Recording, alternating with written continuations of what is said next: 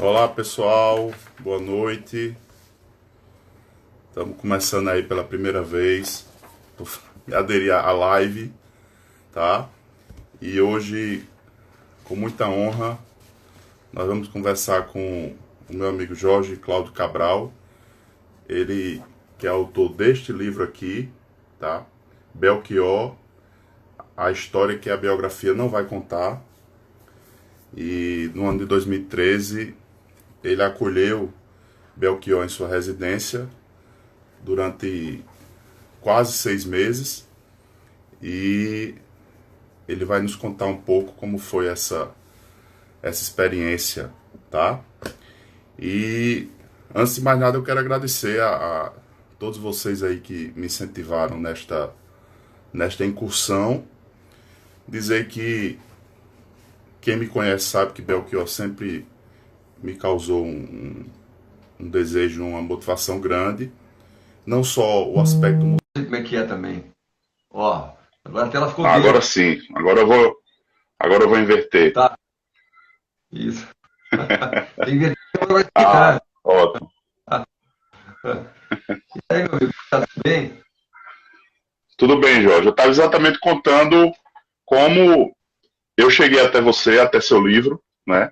Como a gente estabeleceu o contato inicial, né? Que eu estava exatamente fazendo uma pesquisa, um artigo sobre essa última fase de vida de Belchior e articulando com alguns conceitos da psicanálise para tentar compreender um pouco essa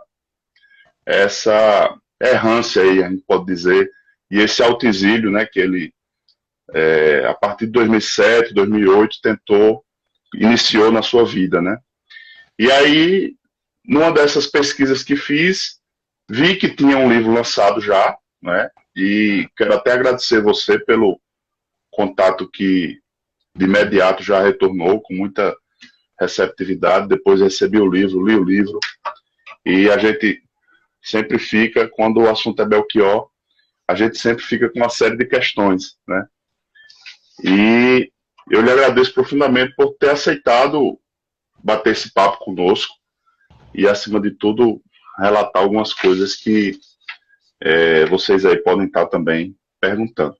Mas eu queria que, inicialmente, Jorge, você se apresentasse, né? E falasse um pouco desse início aí, como foi esse primeiro contato que você teve com Belchior. A luz tá boa aí, dá pra. Tô vendo que tá meio Tá bom sombreado. assim. Tá bom assim? Mas tá bom sim, dá pra ver. Deixa eu ver aqui Pode...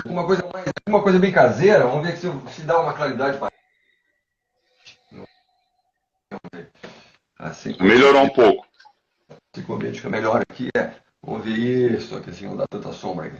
Então tá. Ótimo. Então tá. Bom, vou te chamar de Bira, né? Vou te chamar Isso, fica à vontade. já se formou. Deixa eu só botar que caiu aqui quando eu me levantei aqui. E eu preciso de uma almofadinha aqui. Isso, assim. Não sou tão baixo, não sou tão alto também. Né? Bom, antes de mais nada, então eu vou agradecer o convite, né? O pior é sempre uma satisfação, né? Principalmente que eu tive essa grande oportunidade de conviver com ele, né?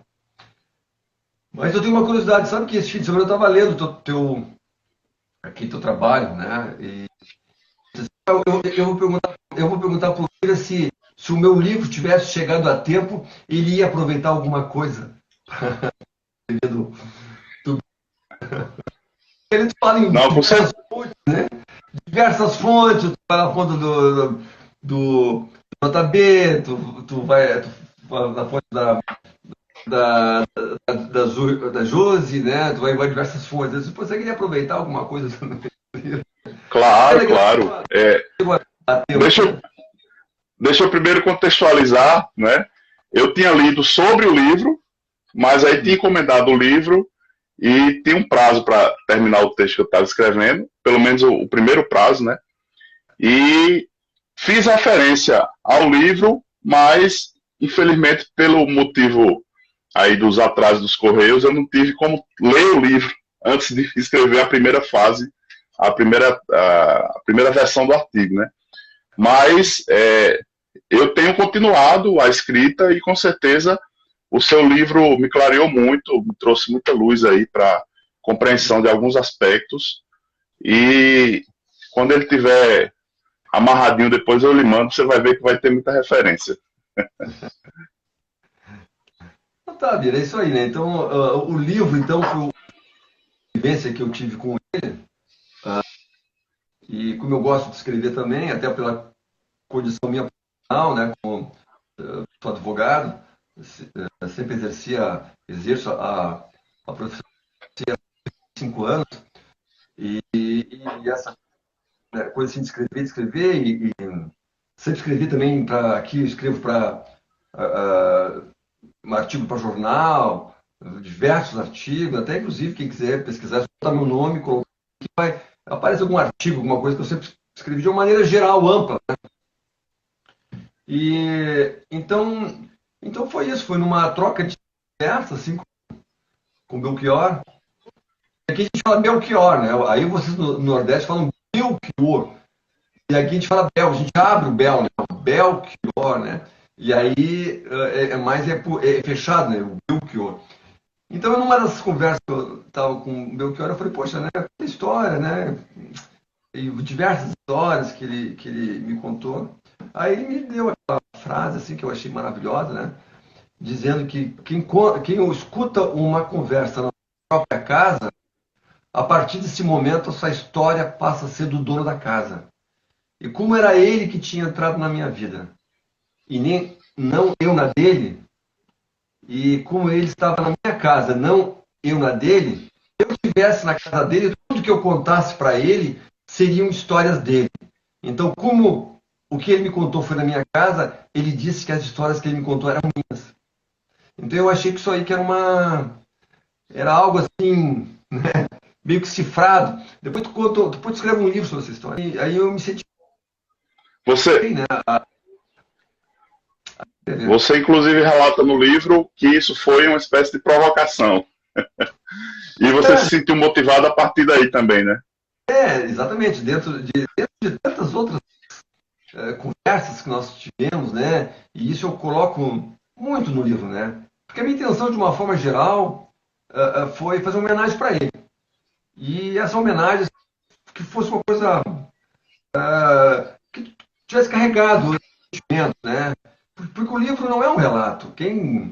Tu teve a oportunidade de ler o livro, tu deve ter sentindo essa coisa, essa aura que o livro carrega, né? O livro tem muitos sentimentos, né?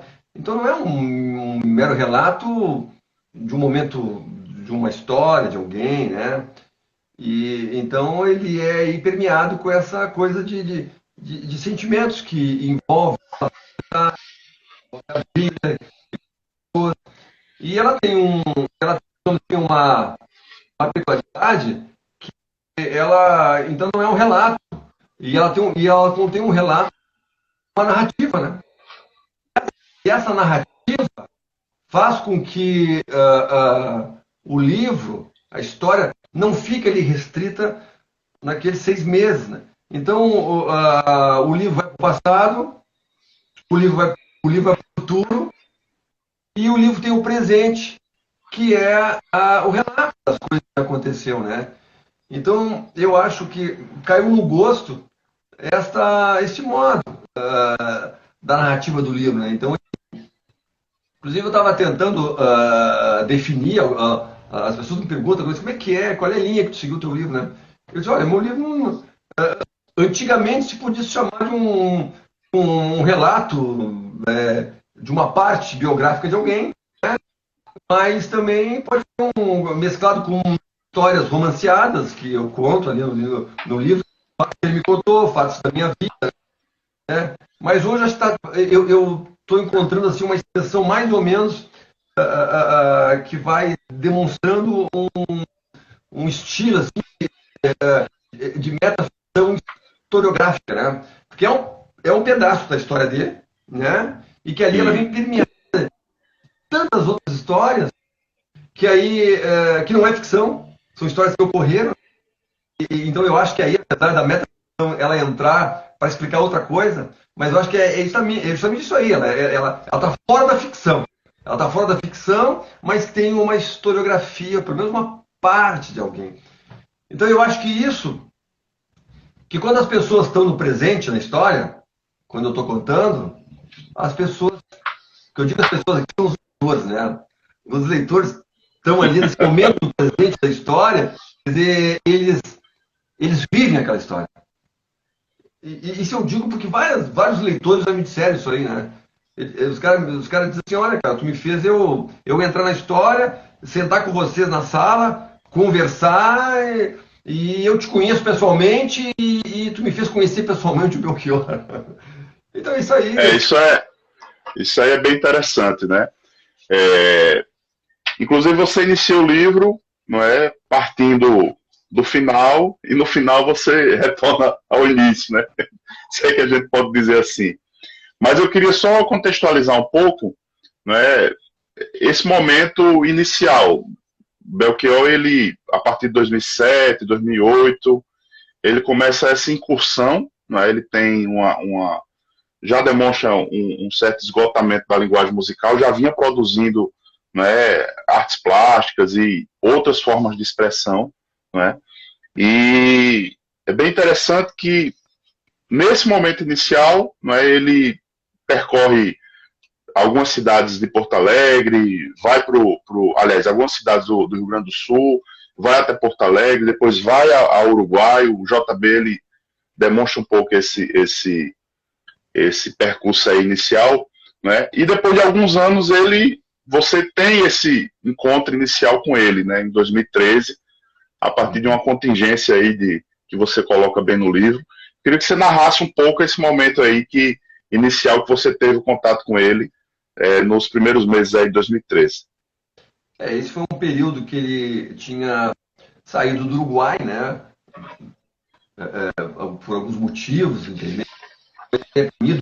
A sair do Uruguai, na cidade que ele estava. Ele fez um trabalho muito bacana lá também, de interação entre os dois países, né?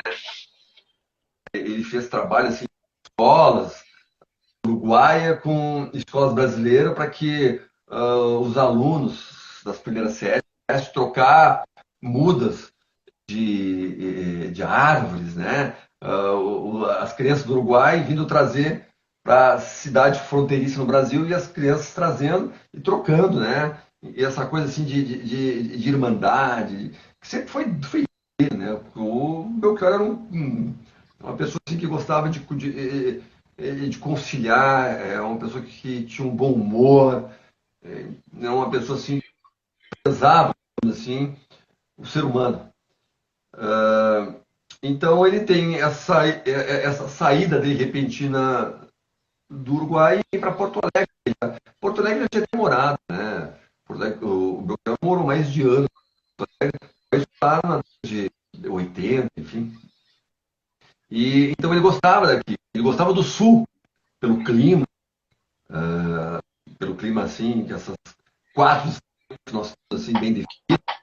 Então ele foi embora ele amasse aí a dele no Nordeste, sempre falou, cantou, mas ele tinha esse carinho aqui pelo estado do Rio Grande do Sul. Então ele retorna, né? E nesse retorno aí, inclusive ele passa perambulando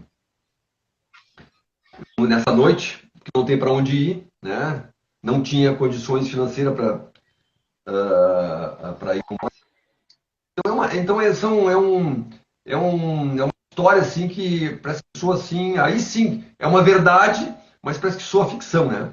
Um grande artista, um grande cantor, né? Uma pessoa reconhecida e caminhando aí pelas ruas de Porto Alegre sem ter paradeiro, né? Tanto que quando as coisas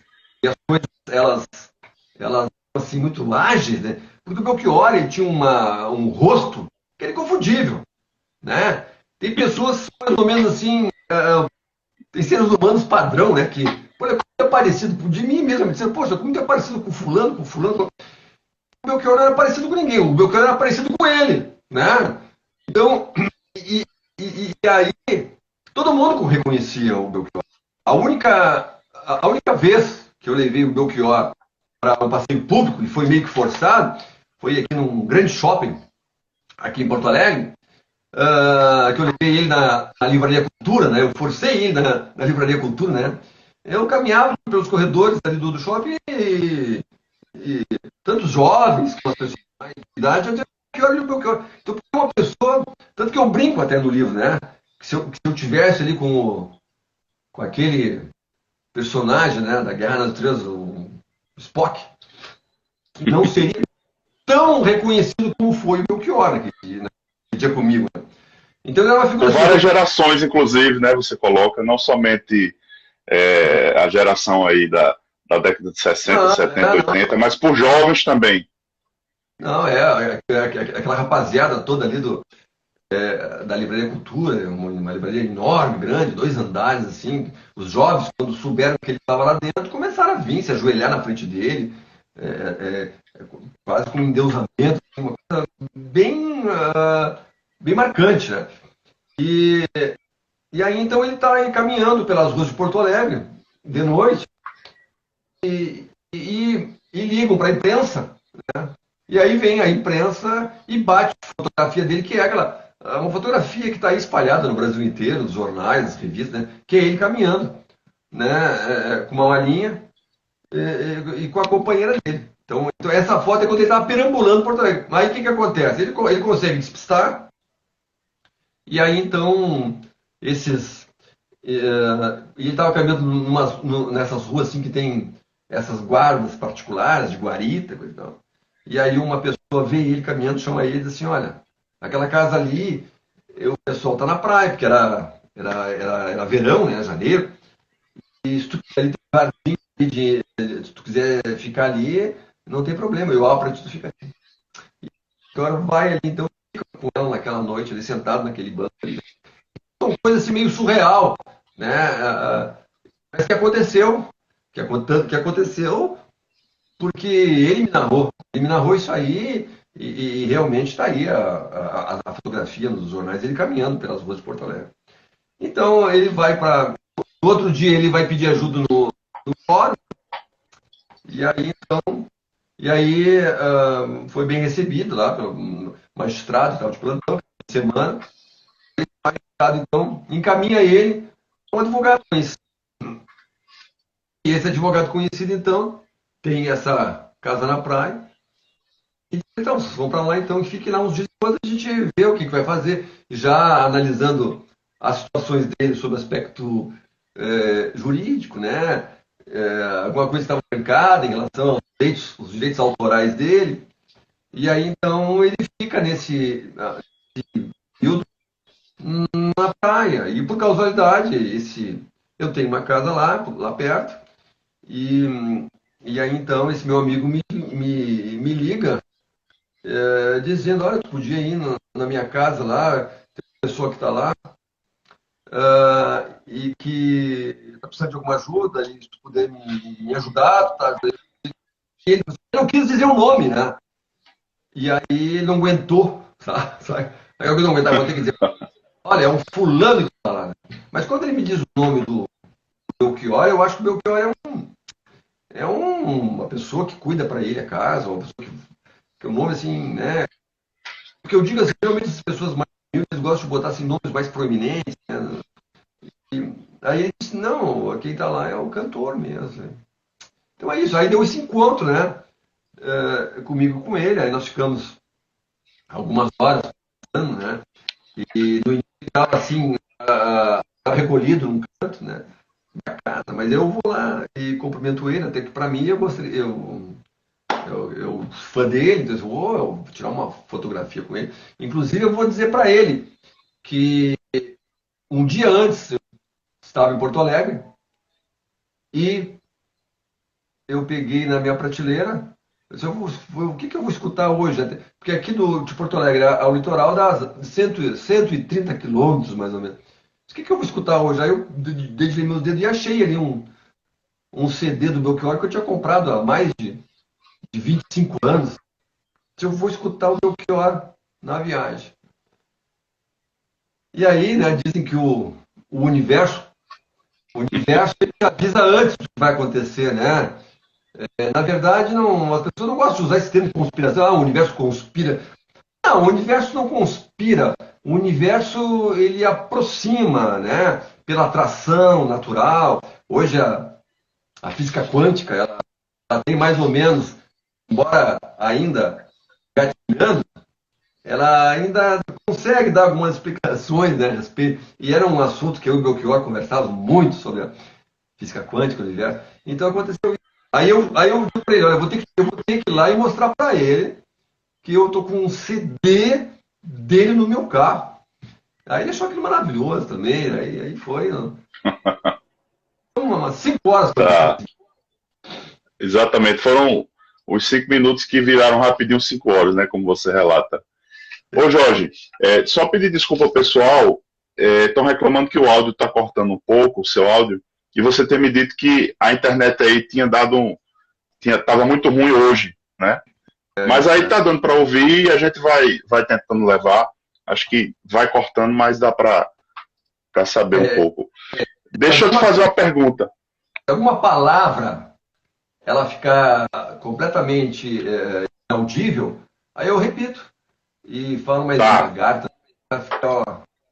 Se eu tá, mas tá soubesse, eu dando. fazia a linguagem de Libras, tá? Mas eu não. Mas tá dando para ouvir, tá dando para ouvir bem. Deixa eu só. O pessoal tá aqui também mandando uma pergunta. O Leonardo perguntou aqui, né, sobre a figura emblemática da Edna Prometeu, né, que é a companheira de Belchior. E Edna surge na vida de Belchior e depois de algum tempo, né, Belchior começa a se afastar um pouco do seu ciclo de amizades, da própria família, né?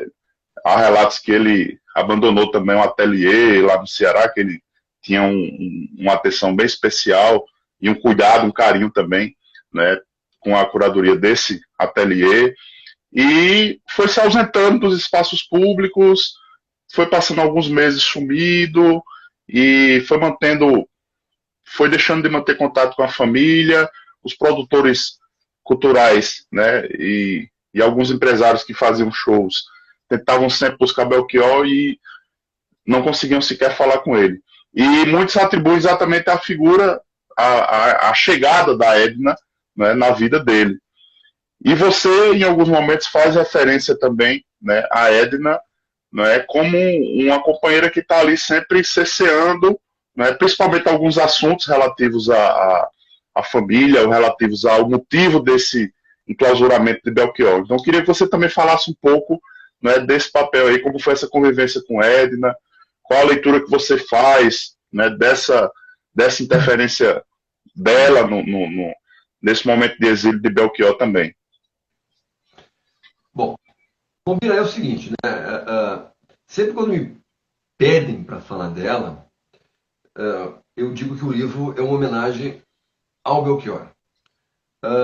Mas então eu vou tentar falar um pouco sem falar, porque, evidentemente, eu não gostaria de dar espaço numa entrevista minha para ela. Até porque eu não cito nem o nome dela no livro, né? Eu faço a alusão a, Isso.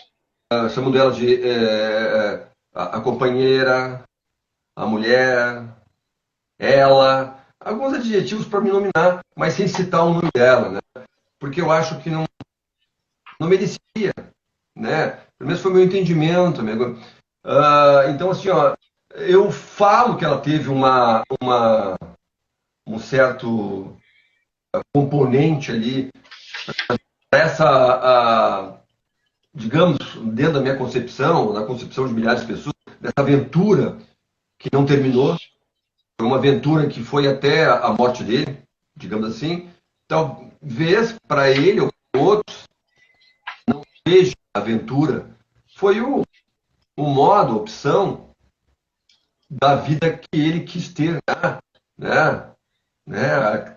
Porque se a gente vai revirar o baú das músicas, das canções, das letras do Belchior, tu vai encontrar diversas, né? Alusão ou alusões um comportamento que ele, né, demonstra essa vontade, né, de estar longe de casa, né? Há tempo, muito tempo que eu estou longe de casa. E nessas ilhas cheias de distância. Então, eu acho que tem ali um pouco de componente ali da vontade dele, né? Mas eu acho que ela teve, digamos assim, ó, ela foi aquela que ele precisava dar um passo com alguém, né? E ela foi aquela que disse, eu contigo eu dou um passo nesta aventura. E evidentemente que foi a, a, a pessoa que ele confiou, a pessoa que ele se simpatizou, que amou, enfim, a pessoa que largou tudo e foi, né, nesta viagem sem volta, digamos assim. Claro, uma mulher com uma inteligência acima da média, Belchior também tinha uma inteligência acima da média, então aí já foi o primeiro passo de estreitamento afetivo, conciliatório, em relação a ele, né? Quer dizer, uma pessoa que tinha essa capacidade de falar qualquer assunto com ele, assim, de uma maneira que ele gostava. Embora ele não desprezasse com nenhum encontro com nenhuma pessoa que fosse humilde, não tivesse condições, pelo contrário, ele não via distinção. Belchior era uma pessoa que gostava do ser humano. E assim que ele podia se lembrar de uma pessoa, o nome, um amigo meu que tivesse visitado ele, que tivesse uma certa condição social, se eu levasse alguém lá para fazer algum trabalho para mim ali, no sítio, ele dava a mesma atenção, ele não distinguia, né? Então, este componente, eu acho que foi um dos motivos, então, que... E ela tinha uma personalidade forte. Ele é um homem fragilizado, no sentido, um homem, quando ele foi ele estava na minha casa, ele já estava anos, chegando quase aos 70 anos de idade, embora hoje é uma idade que é considerada pela Organização Mundial da Saúde como um jovem idoso, né? Então, ele era um jovem idoso, mas era um homem mais fragilizado, né? E ela, uma mulher nova, lá com seus 40 e poucos anos, ele era mais altivo, enfim, então assim, ela teve assim, uma boa parcela para que esse status quo permanecesse, né? Digamos assim, sem ela, talvez ele não levasse adiante, né? Eu até coloco no capítulo no final do livro que eu digo assim, quem foi ela entre eles, né? Quem foi ela entre eles? Quem foi, né? Eu tenho um capítulo que diz mais ou menos assim, né? E nesse capítulo aí eu falo, né? De uma maneira assim bem, né? Eu acho que, na verdade, talvez ela foi capaz de levar adiante. Ele sabia que ele também seria capaz de levar adiante isso. E ela seria a guardiã, a protetora, para que aquilo continuasse. E mesmo que houvesse digamos, um arrependimento de parte dele, de retornar, voltar, ele sabia que ela ia proteger eles para que essa situação fosse indeterminada, né? E foi escolha na vida dele, foi opção. Esta é a conclusão, a realidade. Então, se culpar alguém, culpar a companhia, não tem que culpar ninguém, né? Ele achou que deve ter cumprido, né? Aquilo que ele achava que... Tanto que eu tenho uma frase aqui no início do livro, né? Que ele me disse, né, que eu tive a sorte de estar com a câmera ligada, falando ali, nós ia fazer um documentário, ainda não... E aí ele diz, tudo que eu dizer, eu disse. Tu acha que eu quis dizer alguma coisa, né? Se a pessoa está com dúvida do que ele queria dizer, então é porque não ficou bom.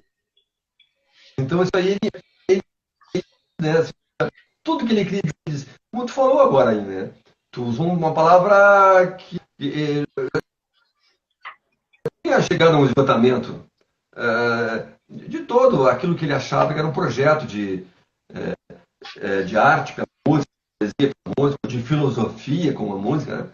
Então, mas ele tinha, assim, nas conversas que eu falava, aquela vontade, raiz de um dia retornar, né? Tanto que eu apresentei diversos poemas, aí ele disse que ia musicar alguns poemas ali, e nós ia ser parceiros e coisa. Então, para mim, aquilo era suave, assim, de uma coisa assim, bem maravilhosa. Mas no fundo ele.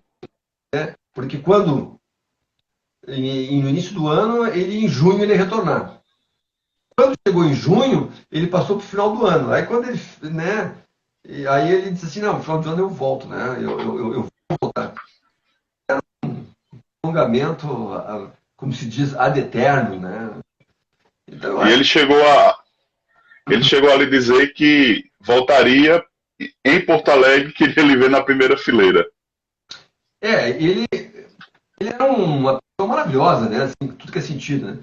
Uma sensibilidade, uma humildade, uma simplicidade, e, e ele falava com o corpo, né? Com as mãos, aquela imposição daquela voz assim, nasalada, e uma voz maravilhosa.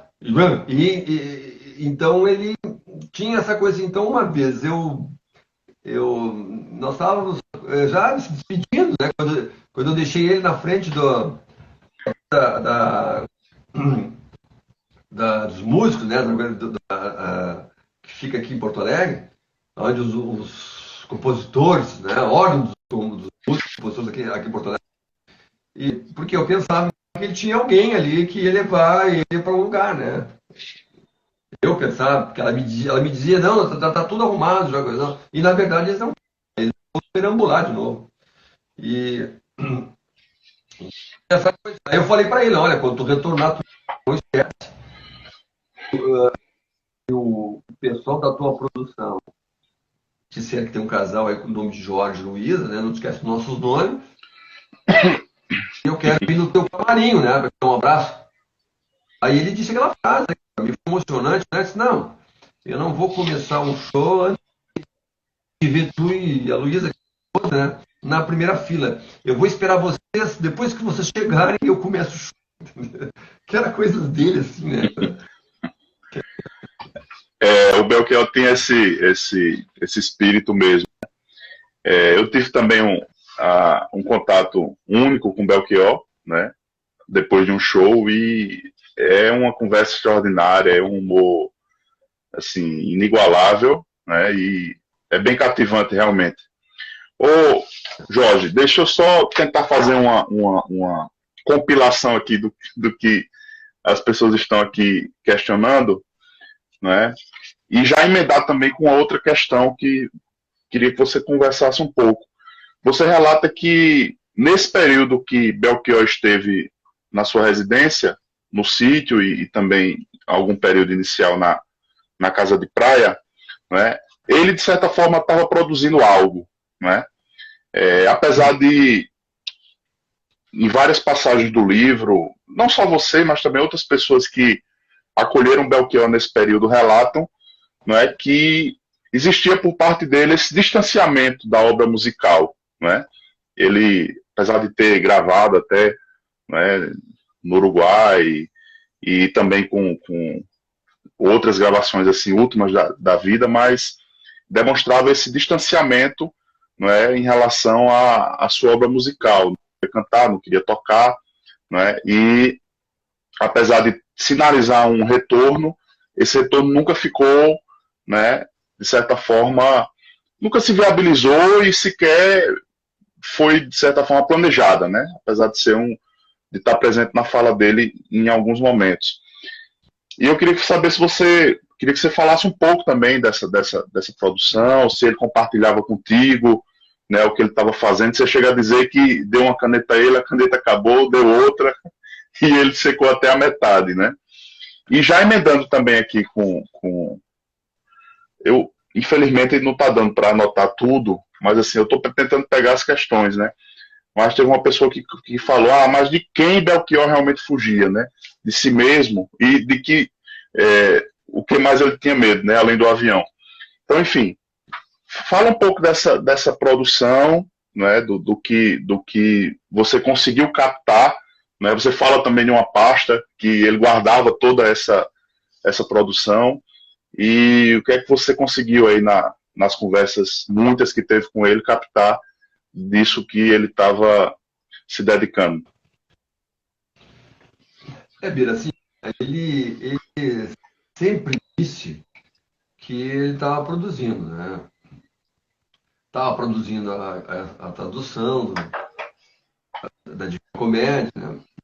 Eu já tive, tu sabe assim, ó, que a gente vai, tem antes do livro e depois do livro. Tanto que eu estou planejando uma edição e essa segunda edição já com algumas coisas que não foram, digamos, eu vou acrescentar mais um capítulo, digamos assim, né? Porque geralmente o que os escritores fazem depois? Depois que vai a edição, o prefácio muda, né? O meu nem teve prefácio, né? Porque eu quis fazer a introdução mesmo do livro, enfim. Mas geralmente vai aumentando os prefácios.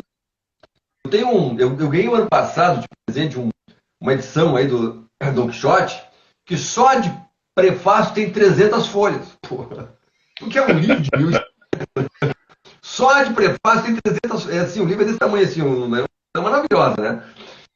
Então, mas eu não quero fazer isso, né? Então, o que eu vou dedicar assim, ó. Eu até já estou escrevendo, né? E o capítulo vai se chamar assim, ó. Depois do fim, né? Porque na verdade não tem nunca nada tem fim, né? Sempre há uma continuidade. Eu digo que aqui a gente chama de fim, é um ato, que nem uma peça de teatro, pessoal, tem um ato e depois tem uma continuidade. Tá na natureza isso, né? Cai a fruta madura, uns vão dizer que ela apodreceu, que morreu. Não, ela vai dar fruto, semente, ela vai germinar, ela vai servir de adubo, vitamina, para outras coisas se associarem a ela, na química, ou nas partículas atômicas. Enfim, então tudo tem uma continuidade, né? Isso aí ela já dizia Lavoisier, né? Mas, então é isso. Ele estava ali naquela coisa de dizer que estava fazendo. É uma pasta realmente complicada, uma pasta assim, pasta tipo 007, né? Inseparável, né? Inclusive eu falo num capítulo, né, que é quase um bookmaker, né? Aposta o que tinha naquela pasta, uma curiosidade, né, naquela pasta. E, meu Deus do céu, ali ele dizia que tinha os escritos, os apanhados dele, o que ele estava fazendo, né? Nunca mostrou nada, né? Nenhuma frase, ou de um poema, alguma coisa assim, nunca. Ele não tinha o aparato dele tecnológico, ele tinha deixado lá no Uruguai, o notebook, enfim. Ele tinha que escrever, ele escrevia com a mão, né? E uma caligrafia maravilhosa. Aquelas caligrafia que tu só vê assim, aqueles pergaminhos, maravilhosa, né? Então é isso. Agora, nunca mostrou, nunca disse. Na questão musical, também não. Uma vez eu falei, quer que eu traga um violão? Ele disse, não. Aí eu vi aí que havia, digamos assim, um acordo entre eles. E ali tinha, eu acho, a impressão que me dá é que tinha ali o dedo dela. Sem tocar violão, sem cantar. E aí me leva ao raciocínio lógico, depois da convivência, né? Que é tipo assim, ó, para não te ter uma recaída. Né? Então, assim, ó, se ele tocar o violão, adora, né? Um amante da música, da canção, da composição, aquilo vai eclodir nele uma vontade aí sim, incontrolável de. Então digamos assim, ó, cortava, né? Olha, prometeu que não ia tocar violão, nunca tocar. Então quando eu ofereci para ele o violão, então aí ele não se manifestava, digamos assim, musicalmente, né? Até uma vez nós estávamos, eu descrevo isso aí também no livro, né? Inclusive tem isso aí em vídeo, que a minha esposa estava cantando as músicas dele no vídeo e ela ficou transtornada. Aí tivemos que parar. E olha que a minha mulher não canta ruim, ela canta bem. Não é? Ela não quis mesmo escutar. Aí ele veio, socorreu ela, como se ela estivesse entrando assim em crise, sabe? Interessante. Um dia eu vou ter a oportunidade de te mostrar isso aí. E imagens. Então, se um dia alguém vier me contestar sobre isso aí, né? Eu tenho as imagens para comprovar isso aí, né? É interessante que no livro, inclusive, você coloca uns QR Codes que dá acesso a algumas fotos e vídeos, né? E você também tem um projeto. Porque assim, ó, o QR Code, né? Eu coloquei umas ilustrações com a imagem dele, então elas estão na internet, né? Então tu não precisa comprar o livro para acessar as imagens, né? Então ela está aí, ela está à disposição de qualquer um. Ninguém tira proveito dessas imagens. Era uma imagem que ele sabia que estava sendo filmada e nunca se opôs. Então aí eu botei no Code, né? E agora, quem quiser acessar, vai no Google, né? Coloca ali, coloca o nome do livro e coloca ali vídeo, imagem, vai aparecer. Então, ela tá aí à disposição de qualquer pessoa, né? A outra Tá, questão Jorge? que tinha levantado uma Não, questão. é, foi colocado qual era o verdadeiro medo do Belchior, né? De quem ele fugia, né? Eu tenho, inclusive, uma aproximação, me permita, em relação a essa questão, né? Há vários anos eu venho tentado refletir nesse sentido, nesse aspecto. Em algum momento, e eu costumo sempre dizer, né, que eu venho mudando de opinião nessa tentativa de aproximar dessa experiência que Belchior teve. Né? Então, a princípio, quando não se tinha nenhum contato, né, se imaginou que realmente tinha algum tipo de transtorno psicológico instalado, né? Eu, pelo menos, imaginei isso. Né? Depois veio a mídia sensacionalista colocando todas aquelas questões referentes à questão financeira, jurídica, enfim, que esse movimento poderia ser uma espécie de resposta a isso, né? E hoje, depois de ler o seu relato, depois de também assistir e ler algumas entrevistas, né? E de perceber que Belchior, né, ele estava, apesar de recolhido, né, uma pessoa que conseguia constituir ali um modo de vida, né, com seus hábitos e, evidentemente, né, com sua simpatia de sempre, com a sua com a sua conduta que fez com que ele se constituísse no ídolo numa grande referência da MPB, né? E quando a gente vê a história de Belchior, a gente vê também que houve outros momentos parecidos, né, em alguma fase da vida dele. Quando ele vai pro seminário, né, ainda adolescente, ele decide passar alguns anos no seminário, depois ele, alguns anos, acho que 3 anos depois, decide sair do seminário, de imediato já entra no curso de medicina, não termina o curso de medicina e resolve mergulhar na carreira artística. Então, isso é um movimento interessante que ele faz, tentando encontrar aí um jeito, um equilíbrio e uma forma de expressão que também possa lhe possibilitar, né, essa linguagem que ele constituiu. E hoje eu tento compreender mais dessa forma mesmo, né, dele estar em busca de um movimento errante, a errância no sentido de constituir aí um vaguear pelo mundo, né, no sentido de buscar alguma coisa, né, que, de certa forma, não só demonstre o que ele próprio disse, né, que era o esgotamento da linguagem musical, né? Mas também, de uma certa forma, toda a imagem que foi colada nele, né? E isso é reforçado exatamente quando você lê alguns relatos que ele próprio diz que, né, em alguns momentos fugia, enquanto ainda adolescente, jovem, fugia de casa, chegava alguns, voltava alguns dias depois. E também no relato que um tio dele esteve ausente, em fuga da família, durante um período somente de 30 anos, né? E o JB também relata isso no livro. Então eu vejo isso, essa fase de autoexílio dele, ainda numa tentativa de compreensão, assim, que eu acho que não se aproxima, mas muito nessa direção. Assim, ó, antes vamos falar assim, ó, teve alguém que disse assim, ó, o que Belchior tinha medo além de avião? Aqui a gente sabe hoje, né, que a letra dessa canção foi uma metáfora, né? Uma canção feita lá na época da ditadura militar e sabia, aqui no Brasil, que lá na Argentina eles colocavam os jovens no avião né, e ia para uma viagem de volta.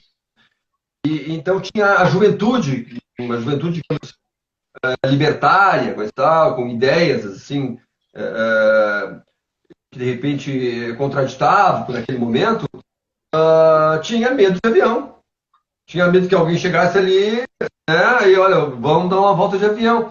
Então essa música tem essa característica metafórica, né, de fazer essa alusão aí, aqueles idos daquele regime instalado no Brasil.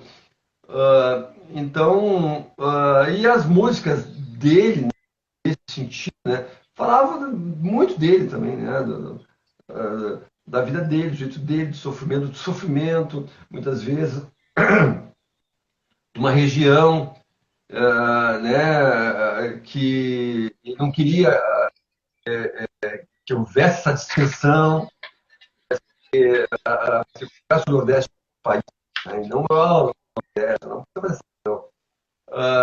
E tinha todo esse lado, né, com relação a sentimentos que vão vindo, e vem trazendo.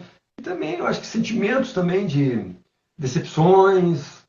Porque quando eu vejo nesses grupos de Belchior, assim, que tem bastante, né, então eles falam assim, um Belchior de 40 anos atrás, através das músicas. Mensagem deles que hoje eu tive a oportunidade de estar com o Belchior na minha casa em 2013, quando estava dando aquelas manifestações, né? E eu ali sentado no sofá com ele e as pessoas lá falando palavras ou frases de ordem com letras das músicas dele, né? Que uma nova mudança em breve vai acontecer. E eu estou chegando e ele lá, ó, olha lá. Então aquilo era legal. Eu tava com uma pessoa do meu lado ali e nós estávamos assistindo televisão, manifestações com frases de ordem de autoria dele. Então ele era contemporâneo, né, em relação aos às lutas. Mas ele passou a ser um observador dele mesmo, porque ele não estava lá como militante. Estava o que ele deixou, a filosofia ali, né, estampada em cartazes, enfim. Mas ele era outro já, né? Ele já era um homem que observava a distância. Talvez por essas razões todas aí, que a vida vai propiciando, né, um certo arrefecimento. E nós temos que ter também que o Belchior, ele teve uma cultura acima, né, inteligência. Então, ele se alimentou muito, todo o cabedal, né, dele, conhecimento de muitos poetas, artistas que fizeram isso que ele fez, que se isolaram, que tiveram uma vida de afastamento social, ermitão, né? Então, isso tem ponentes também que tenha contribuído, filósofos, né? Eu até tenho num capítulo, eu digo que quando eu via ele, eu lembrava do filósofo grego Diógenes, que se retirou da sociedade e foi viver à margem da sociedade. Porque ele dizia que o homem não precisa da sociedade como fato possa propiciar ele para viver. Não, a própria natureza dá condições para ele viver. Né? Que é uma verdade. Né? Aquela história que o passarinho, o sermão da montanha, né? Ele não está preocupado com vai comer amanhã. Ele está voando. Então isso foi uma verdade. Ele viveu, ia viver, até hoje estaria vivendo, né? Sem essa coisa de e aí tem um componente muito forte, porque ele já tinha produzido na sociedade. E a sociedade estava retribuindo da forma com as pessoas que gostavam dele. Eu, no meu caso, como fã, como admirador do artista, depois me tornei um amigo dele. Né? E por me tornar um amigo dele, eu achava que ele tinha que ir embora e seguir a condição dele interagindo com a sociedade, né? Eu fiz um processo também aí, está no livro, né? Esse processo de questionar se aquilo que eu estava fazendo era um bem ou um mal para ele. Né? Eu estava, na verdade, foi na minha casa, com quem eu gostava, com quem eu admirava. Mas daí, isso era o certo. Claro que é uma coisa que transcendia também, mas ao mesmo tempo eu devia para ele fidelidade, né? Porque se eu levei na minha casa lá, eu não poderia dizer para quem. E eu fui cobrado disso, né? Pelos familiares. Mas o que tu me disse? Não disse que ele estava na tua casa, nós íamos lá ver ele, coisa e tal. Mas havia aí um voto de confiança que eu não podia quebrar. Então, essas questões delicadas Ô, Jorge, estavam em choque, em conflito. e é interessante que perceber que tanto você, né, como outras pessoas também que o recepcionaram nesse período, de certa forma, quando falam, apesar de você ter lançado o livro, e de certa forma o livro ali é o relato de experiência que você teve com Belchior, né, mas outras pessoas em entrevistas, até contatos mesmo, né, que são feitos, relatam que existia também uma espécie de acordo tácito, né, para se manter ali nesse espaço recluso, né? Então isso é bem interessante o que você coloca. Mas também é importante, o Davi fez aqui uma pergunta, né, se ele recebia visita em sua casa, né? É interessante que existia, de certa forma, esse acordo tácito, mas ele também não se negava a conversar, a receber, a ser cordial, pelo menos em alguns momentos você coloca no livro, né, dá para entender isso, né, com amigos, com visitas, com familiares seus, não é isso? Jamais ele me disse ou proibiu que eu pudesse convidar um amigo para passar lá o fim de semana também. Né? Pelo contrário, porque era até paradoxal. Era um homem que gostava de conversar, de conhecer pessoas, fazer amizade, mas ao mesmo tempo essa reclusão, esse autoexílio, e o meu sítio afastado, uma área assim, bem assim até bem natural, não é sítio assim de lazer, ver assim. São pessoas que têm plantações afastadas, 3, 4 quilômetros de distância. Inclusive foi uma das minhas preocupações, né? De deixar ele sozinho lá, porque segurança, tudo, embora nunca tivesse acontecido nada lá, mas isso vinha de noite,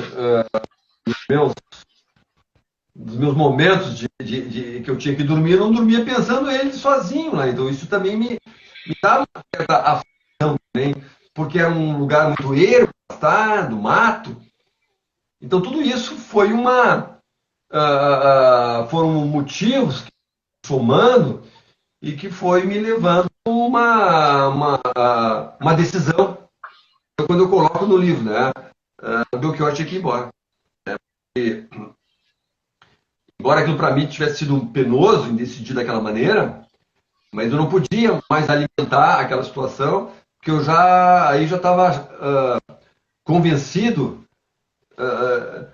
de que eu estava errando. São situações assim reflexivas que eu coloco no livro, bem sincera e franca, e do modo que eu escrevi. Todas, até agora, né, unanimemente, né, ninguém questionou, ninguém disse, pô, tu falou aquilo, tu falou aquele outro. Não, não, todo mundo disse que eu consegui falar tudo sem macular a pessoa dele, mantendo a grandiosidade dele ainda, né? E realmente, então, um modo de eu sentir as coisas que foram colocadas no livro e as pessoas todas, acho que, de certo modo, entenderam as colocações, enfim, sem que o livro fosse um mero relato abajulatório. Não. Ali eu coloquei situações ali que era uma pessoa determinada, mas que errou em diversos momentos da vida, errou em abandonar os filhos. Não tem como não, né? Ele virou as costas. Então, então isso são reflexões que qualquer ser humano, acho que, né, que fosse demonstrar sentimentos que levaram a uma conclusão.